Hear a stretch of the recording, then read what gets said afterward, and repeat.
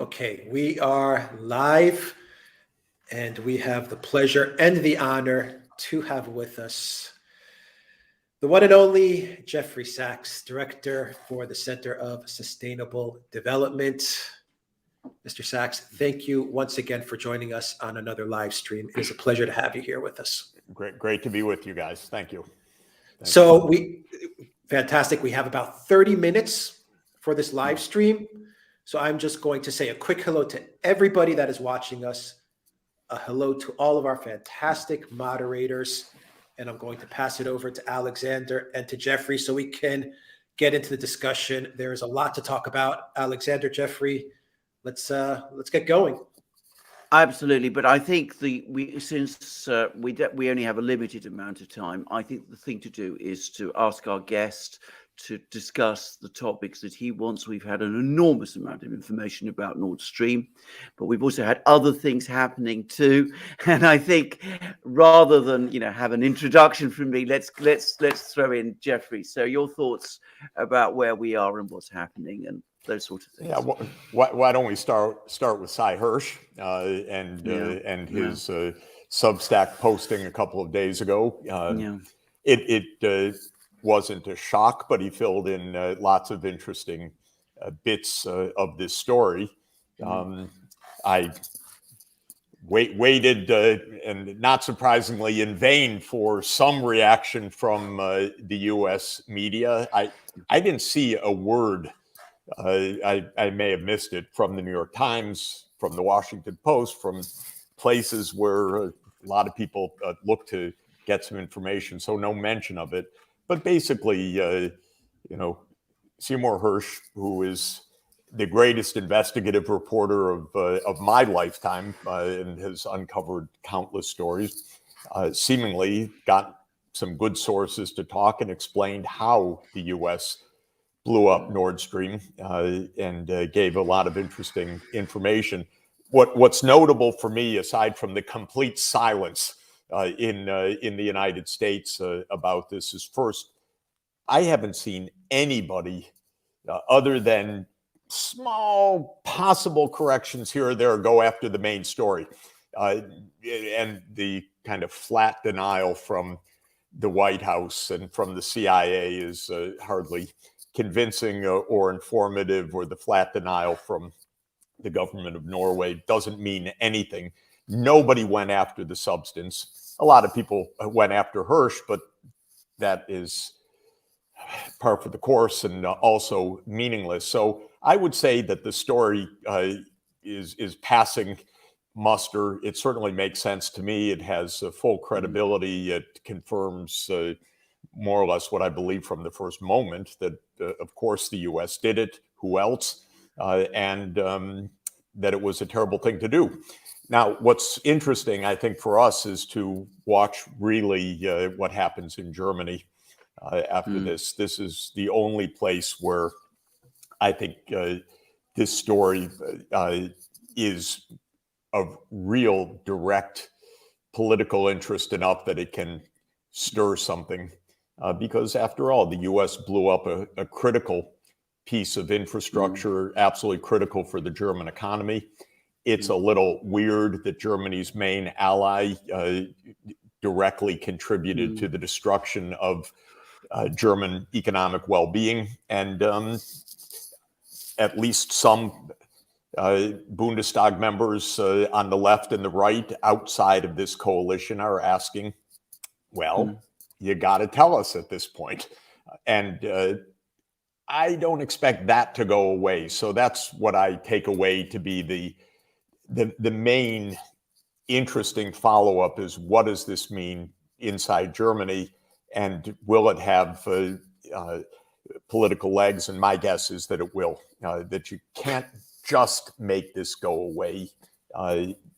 And it's pretty clear there's no denying the U.S. culpability at this point. I agree with all of that. Briefly, if this was untrue, I would have expected personally that the director of the CIA, who is one of the key decision makers, somebody at that level would be coming out and saying this is untrue. So we've not had that kind of denial. And about Germany, which is a country which I have some knowledge of. I think you're absolutely right. I think this is a long fuse. This is a bomb with a very long fuse, but it could play out. And for the record, reports today in the British media that the relationship between the Chancellor of Germany, Olaf Scholz, and his Foreign Minister, Annalena Baerbock, has completely broken down. Apparently, they're not even talking to each other. Scholz is furious with her.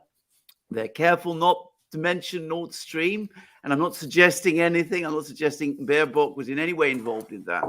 But apparently, Scholz is very angry that Baerbock was intriguing, as he would see it, with other Western allies about getting tanks to Ukraine, something that Scholz didn't want to do. And he's discovered that Baerbock was going around urging other NATO states to do it.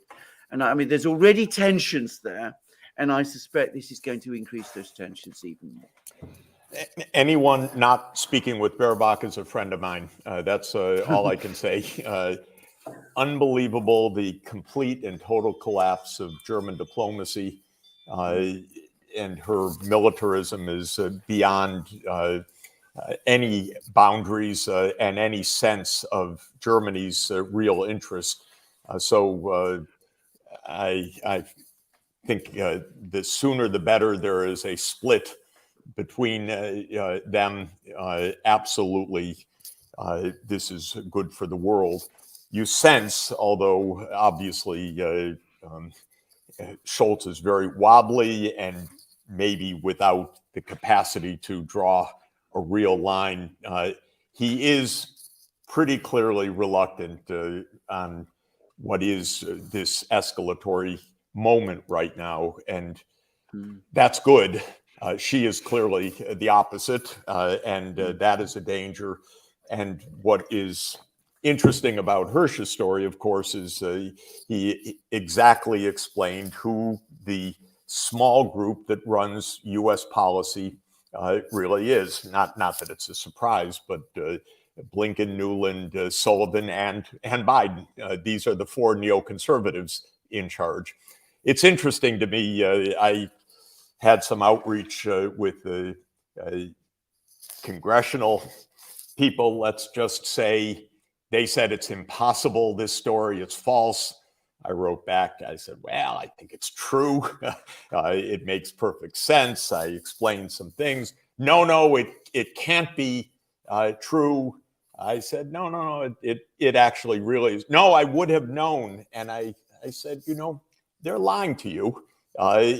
Actually, Hirsch is quite interesting in one of the details, explaining how bureaucratically it was that they decided not to tell Congress on this.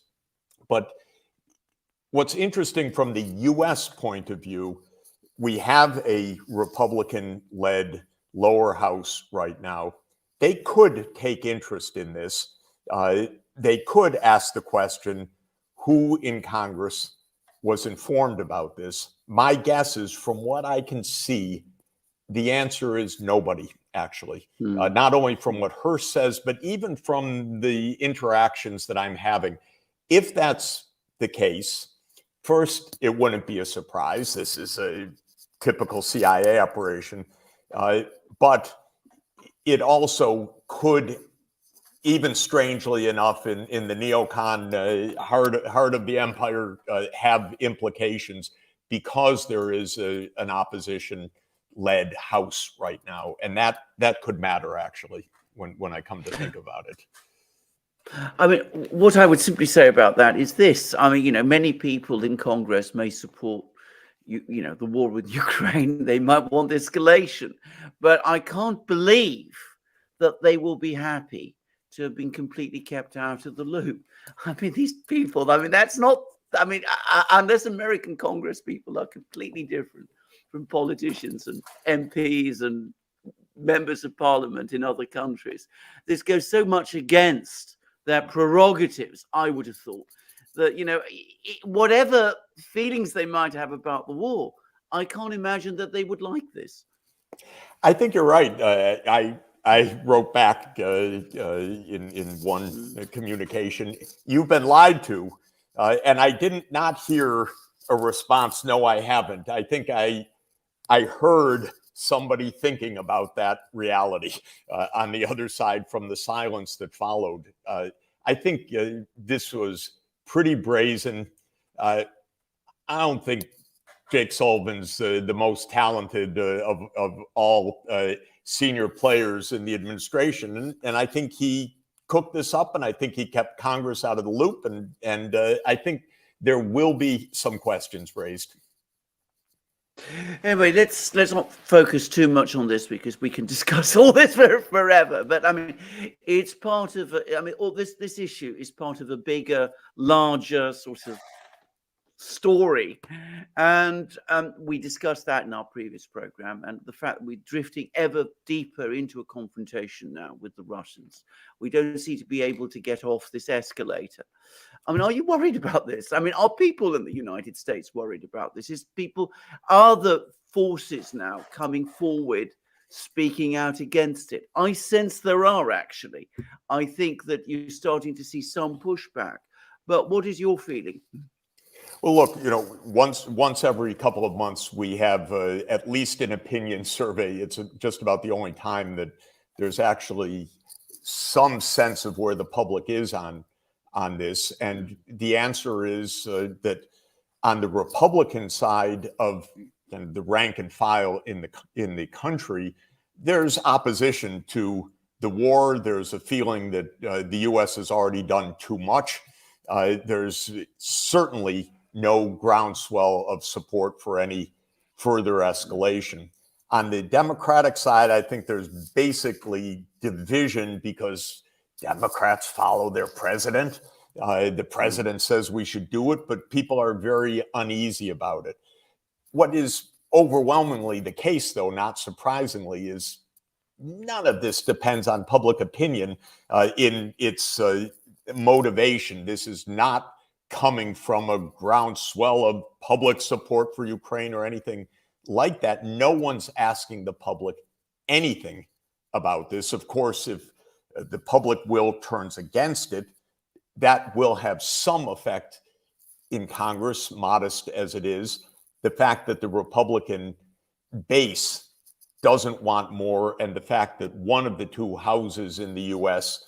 is Republican-led is significant, actually. You can't openly call for large appropriation anymore. Biden's going to have to find other ways to stick in more money or weapon systems, things that he can do by executive order. There's no instinct to raise a public debate on this.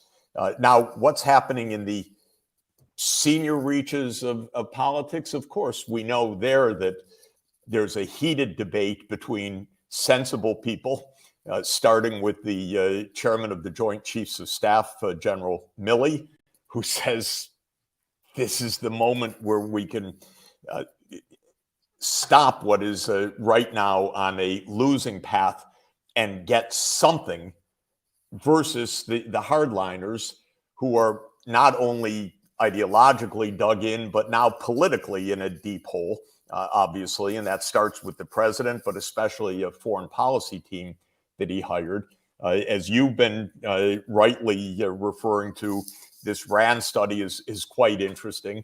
Not only is it basically sensible, but obviously someone asked RAND to say to the political leadership, you're digging a hole that is very deep and not good for American interests. So at the elite level inside the executive branch, there's no great enthusiasm about anything that's happening, that to say the least. There is a division between the neocons and, I would say, more realist, sensible people.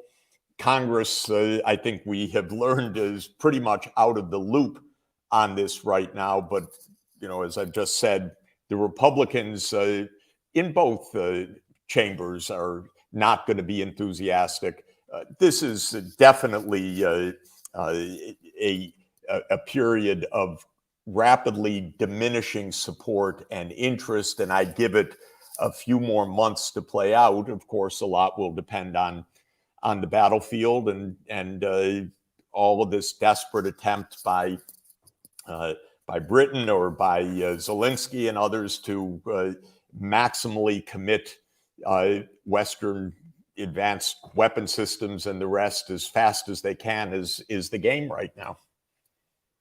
Yeah, I agree with all of that. Now let's just talk quickly about how we got here, because there's another person who came up with extraordinarily important revelations. We had Hirsch about Nord Stream 2, and we've had the former Prime Minister of Israel, Mr. Bennett, telling us about how a negotiation that he was getting together, how that failed. And just as Hirsch's revelations, hardly any discussion about them, hardly any one of them about Bennett's.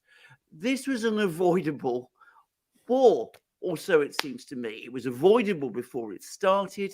It could have ended after it started. That's essentially, I think, what Bennett is saying. I mean, is that your reading as well?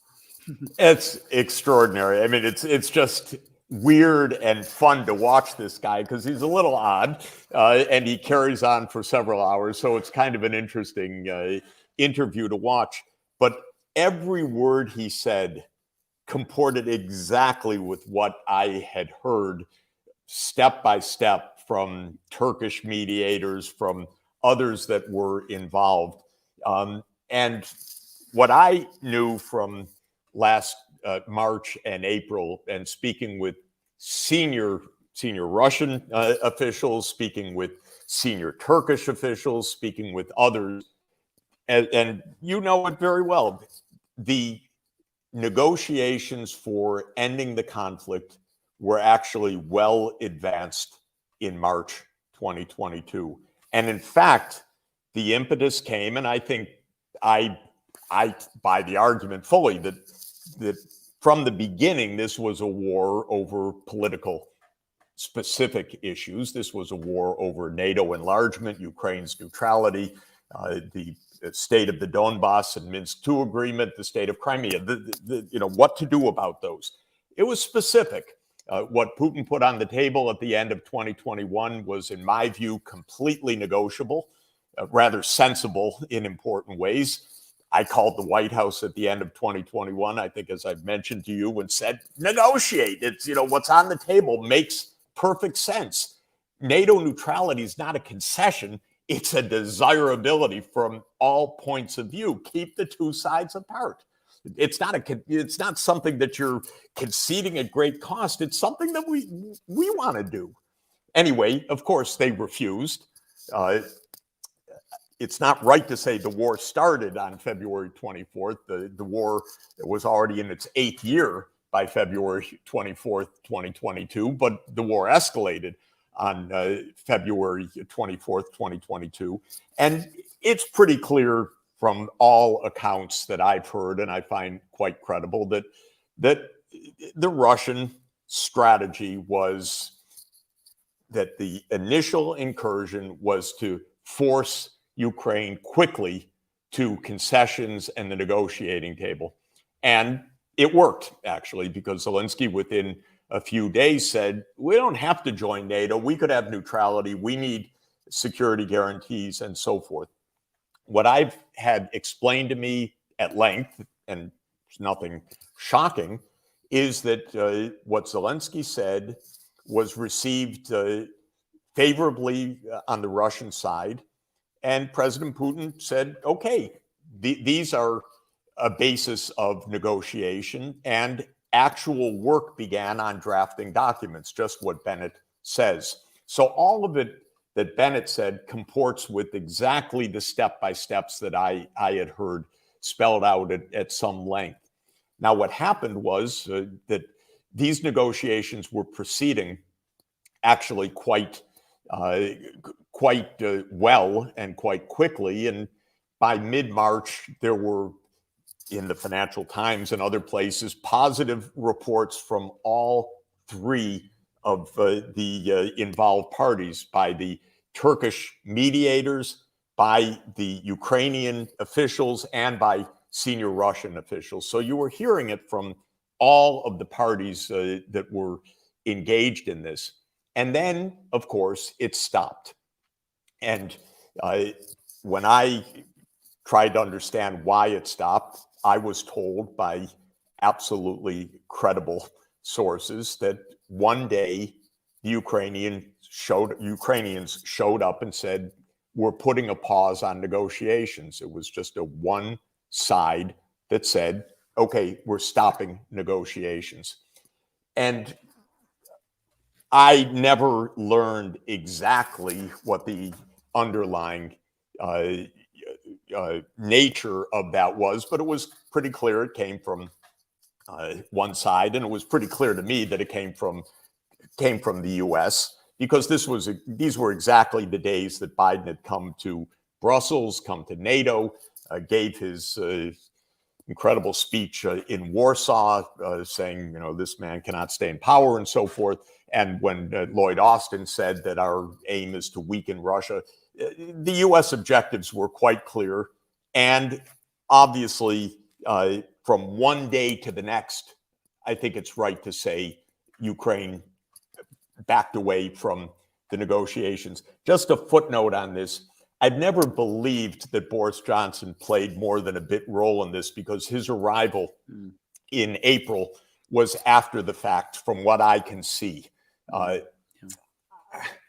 And with all respect, I don't think the UK is really the decisive call on any of this, even though the dreams of the Second Crimean War still loom very large. And as I think, as I've said to you, I think Boris Johnson's highest aspiration was to be Palmerston, and he didn't quite make it. But in any event, I think it happened before his trip.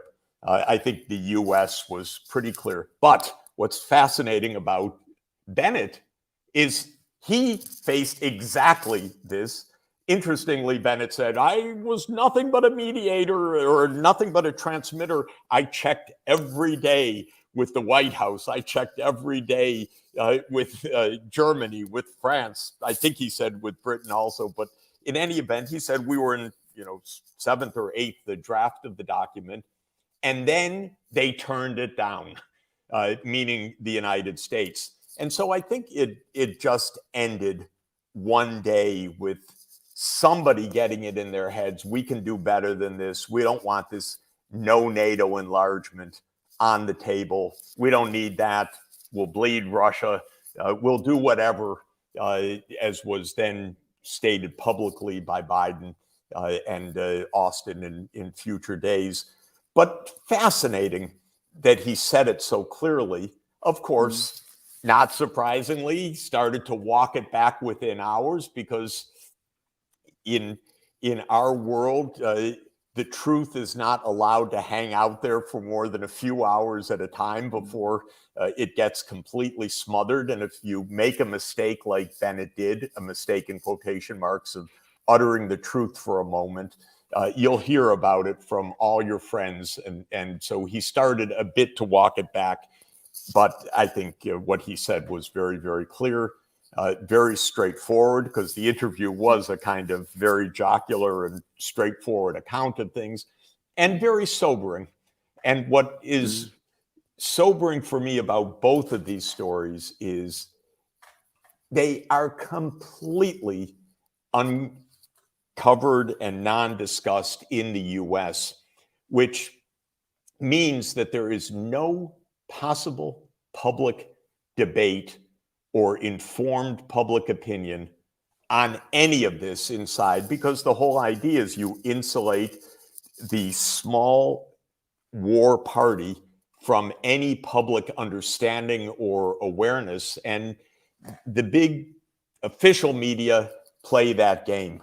And they did it with the Bennett account, and they did it again with the Seymour Hersh's account. I completely agree. Two things quickly to say. I think this is a tragic lost opportunity. I think we could have ended the conflict in March. This would have stabilized the situation in Europe. It would have saved thousands of lives. It was a compromise by the way, I came out. I said I fully support this. I'm absolutely delighted this is happening, and I got lots of criticism from all sorts of people in Russia. A lot of people there were very unhappy, as I remember, but it was a compromise that would have satisfied the core interests of every party. Exactly. And throwing it away in that way was just, I think, one of the most irresponsible and worst decisions I've ever seen.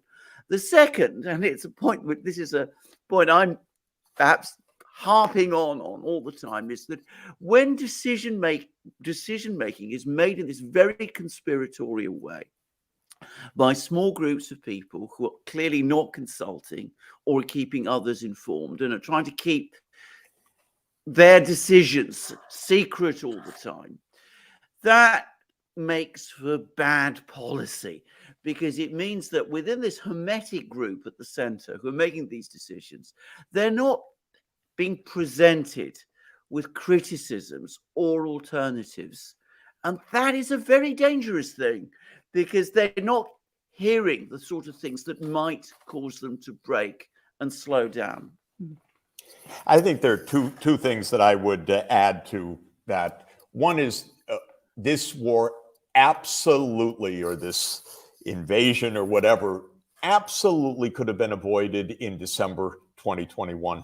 So not only could it have ended in March, it never had to happen, because the terms on which it would have stopped Ukraine's neutrality, Russian control of Crimea, and at that point, the Minsk II agreement, for heaven's sake, not even Donbass as part of the Russian Federation or anything like that, just what had been agreed being implemented would have meant that there would have been no military action.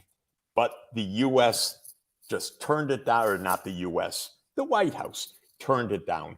The second thing I would say is this particular team of Jake Sullivan, Victoria Nuland, and Joe Biden go back to February 2014. And that's important also for this, because this war started with the overthrow of Yanukovych and the U.S. participation in the overthrow of Yanukovych. And on that famous intercepted phone call of Nuland, she talks about speaking with Jake, who has the Veep on ready, to do the next steps. Well, the Veep was Joe Biden, of course. Jake Sullivan was his security advisor, and there is Victoria Nuland. So they're all there together still. This is a team that has been in place now 9 years. And that's telling also, because what we're observing is a long operation idea of the U.S. neocons. This is not reactive politics or policy. This is an idea, long-standing, of expanding the American military alliance to Ukraine and to Georgia, to basically, as Brzezinski said already back in 1997, to surround Russia in the Black Sea region. And this has been underway for a long time. So expecting them to stop on their own is very unlikely.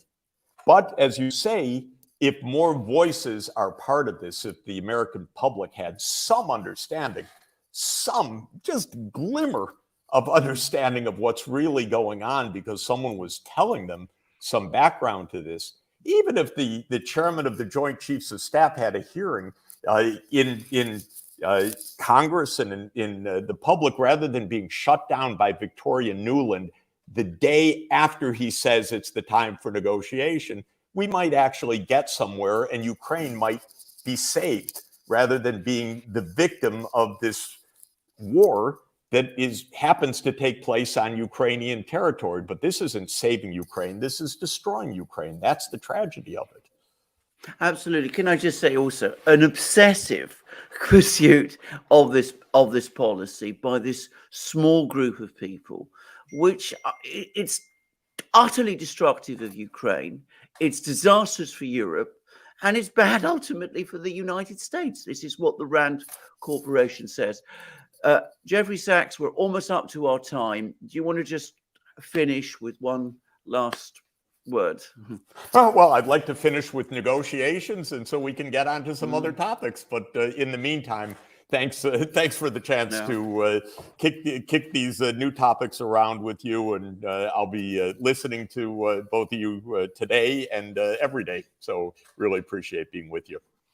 Jeffrey Sachs, thank you very much. Thank you. Center for Sustainable Development. The link is down below in the description box, and I will have it as a pinned comment as well. Thank you, everybody, for tuning in. Thank you to our moderators. Thank you very much.